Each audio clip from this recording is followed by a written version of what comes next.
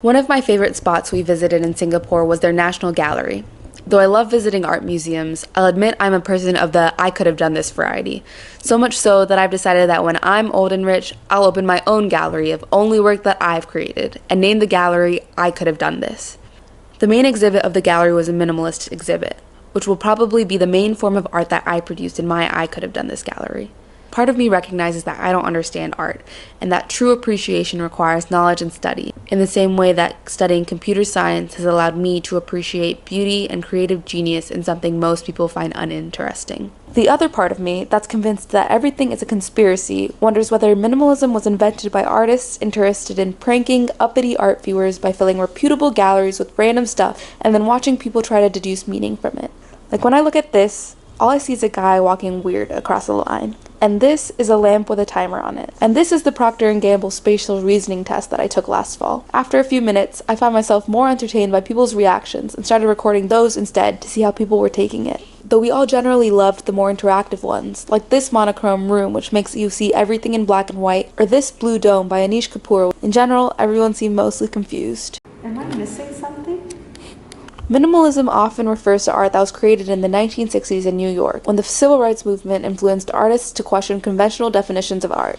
It's defined by repetition, simplification, geometric shapes, and the use of industrial materials. They also tend to reject the conventional forms of display, opting to display their art directly on the floor and not using canvas. This particular exhibit explored the relationship between Asian and Western art, putting different pieces in dialogue to show their influence on each other. For instance, this piece of Monty & Budma's portrayal of a Buddhist stupa uses ideas from minimalism and Buddhism to represent a place of mindfulness, and Ad Reinhardt's transition from abstract expression to minimalism in this black painting hints to influences of Buddhism from attending D.T. Suzuki's lecture on Zen and Kigon philosophy. I appreciated learning a narrative of the Eastern world and how it interacts with the Western world that wasn't one-dimensional, as most Eastern narratives in art that I've seen in America are Eurocentric or marginal. The pieces which resonated with me the most were the pieces that had more explicit social and cultural meaning, like this piece by Lawrence Weiner, which commentates on how where an object is displayed impacts its value. My favorite by far, however, was getting to see Ai Weiwei's work in person, an artist whose quote was in the elevator saying, "If my art has nothing to do with people's pain and sorrow, what is art for?"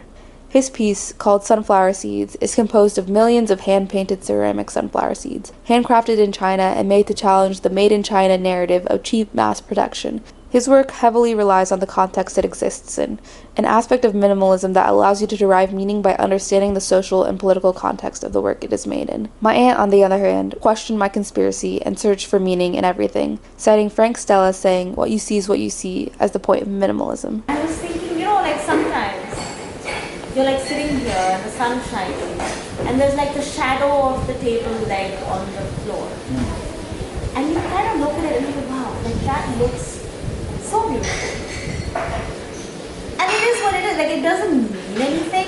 Right. Nobody made it. There's no analogy or deeper meaning. It's just something is there and it just looks kind of beautiful. Her take helped me to consider that maybe I wasn't being duped after all, and that maybe the reason why I was struggling to find meaning in minimalism was that the expression wasn't necessarily meant to have meaning. Whether or not you buy into minimalism, one thing is for sure. Sometimes it's just fun to watch someone walk funkily across the screen.